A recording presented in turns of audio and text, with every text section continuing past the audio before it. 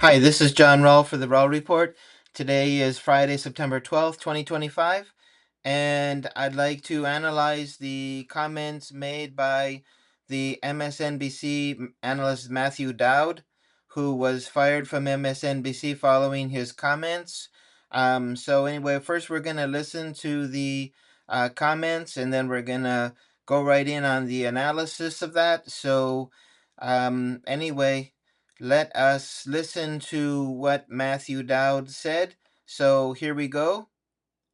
As what you just emphasized, we don't know any of the full details of this. We don't know if this was a supporter shooting their gun off in celebration, or so we have no idea about this. But following up on what was just said, he's been one of the most divisive, especially divisive younger figures in this, who is constantly sort of pushing this sort of hate speech or sort of aimed at certain groups. And I always go back to hateful thoughts lead to hateful words, which then lead to hateful action.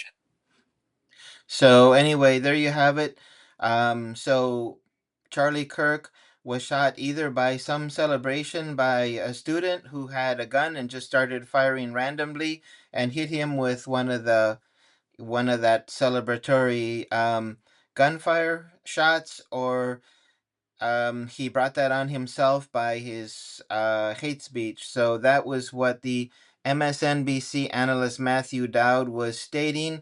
This is taken from Sky News Australia, which is transmitting the MSNBC report and comment of Matthew Dowd. So I think at this point he realized that he said something he shouldn't have said. In any case, let's move right in on the analysis and see why this is so wrong. So first, he said hateful thoughts lead to hateful words, which then lead to hateful actions. You can't stop with these sort of awful thoughts you have and then saying these awful words and then not expect awful actions to take place. So basically saying that he brought this on himself, he deserved it. He also stated, we don't know if this was a supporter shooting their gun off in celebration, so we have no idea about this. So this is the second thing he said. So anyway, I want to get into the whole idea of this celebratory gunfire and why this whole comment is so wrong. So anyway, we go in right away to the Utah Valley University information. This is a PowerPoint presentation from the university, and here we have how many students own firearms, 44%. How many have the concealed carry permit, 43%.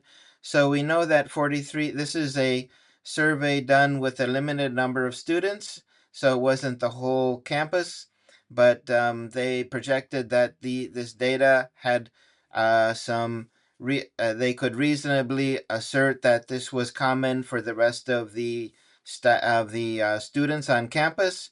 So basically, they're saying that 43% of the students on campus have a concealed carry permit. So is it possible that a student had a firearm at this event? You can say uh, the possibility is yes, they could have. Apparently, there wasn't a metal detector through which the students had to go to get to the event, and that there wasn't any security protocol in place. Students could just arrive to the event without having to go through any screening.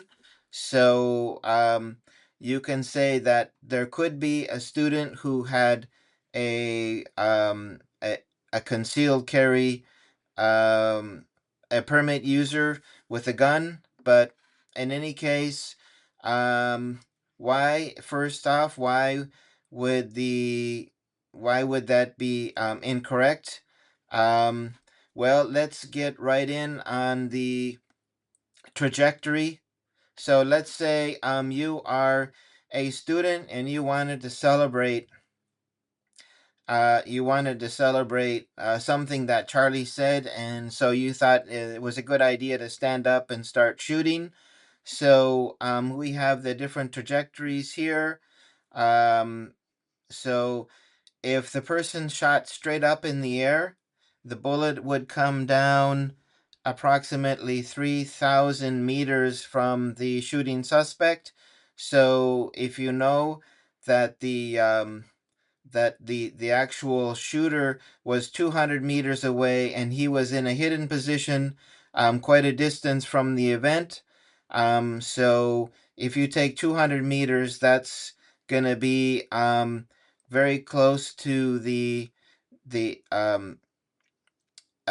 to this trajectory point, initial trajectory point, but where the bullet would come down would be about 3,000 meters away, which is quite a distance. Now, let's say that they would fire into the air at a 45-degree angle. That would still put them um, over 12,000 meters from the other people at the event. And let's say they even shot at a 30-degree angle, that would put them roughly about the same spot, over 12,000 meters from the event. So that is way far away. So let's go back to this would be probably your typical trajectory of somebody who decided to pull out a pistol and just shoot into the air because they felt happy that day, or they had too much to drink. So we're looking about 3,000 meters away where the bullet would come down from the shooter.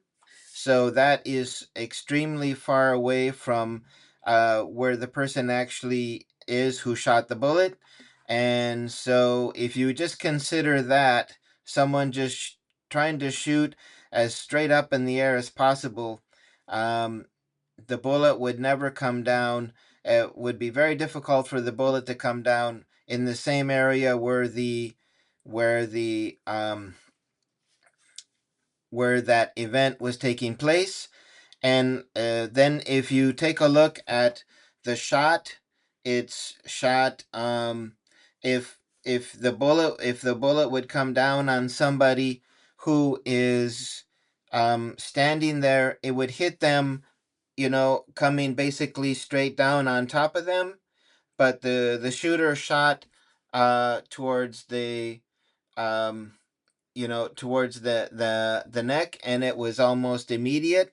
So um, there you have uh, definitely not someone who's shooting straight up in the air, because it's coming at a point that would be basically impossible to hit if the bullet was coming straight down on top of them.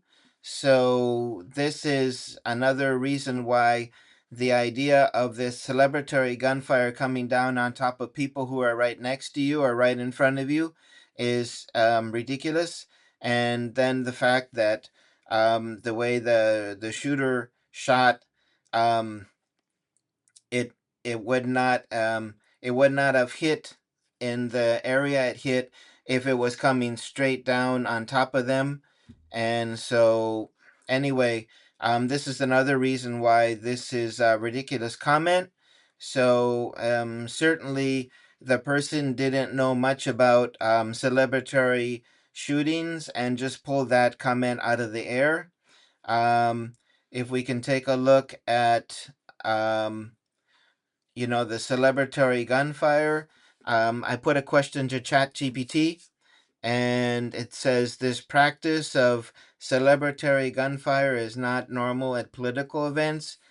Firing into the air is illegal in most states and considered reckless endangerment. And so anyway, but the key point here, if someone suggested it's normal in a Trump supporter context, it might be a misunderstanding or a stereotype tied to rural gun culture, but not something documented as happening at those events. So, do you remember the comment from President Obama about Trump supporters being angry people in rural settings with too many guns? And so President Obama made a comment kind of along that line of this rural gun culture stereotype. And so this follows along that same line. Then, plus, you have to think about, let's just say that, uh, let's go back to this statistic here about the concealed carry.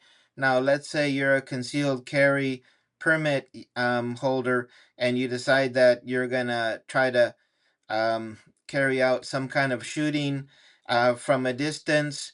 Well, pistols are not effective at more than 50 yards.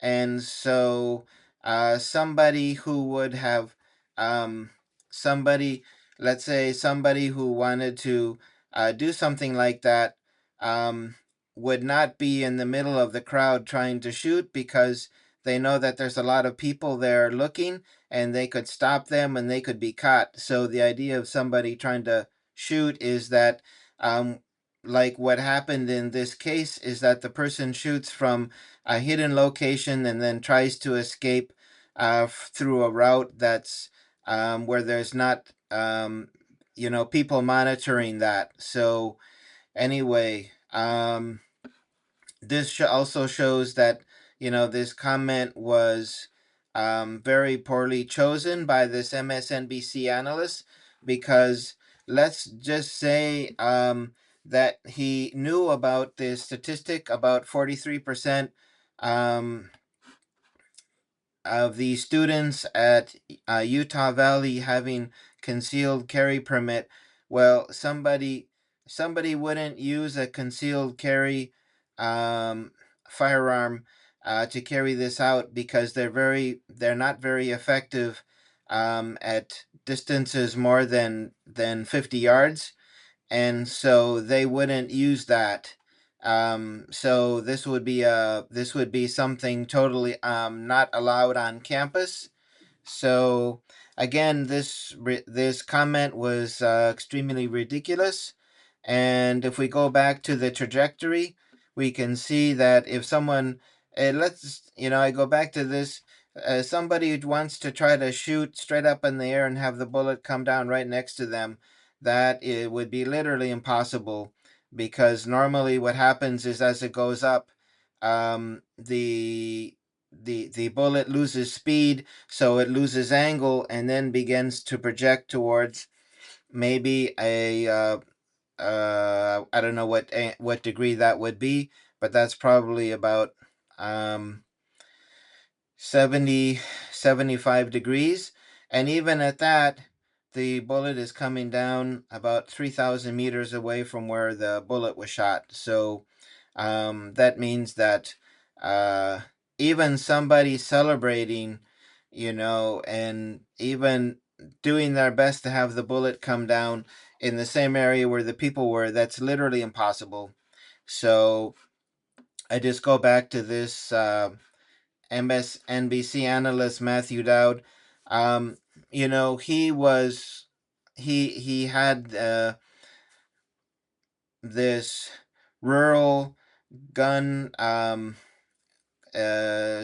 gun culture stereotype firmly entrenched. For anyone who's like a Trump supporter, and that came out at the worst moment. He actually could have corrected himself during that analysis, but he didn't. He held to, the most extreme comment, and so,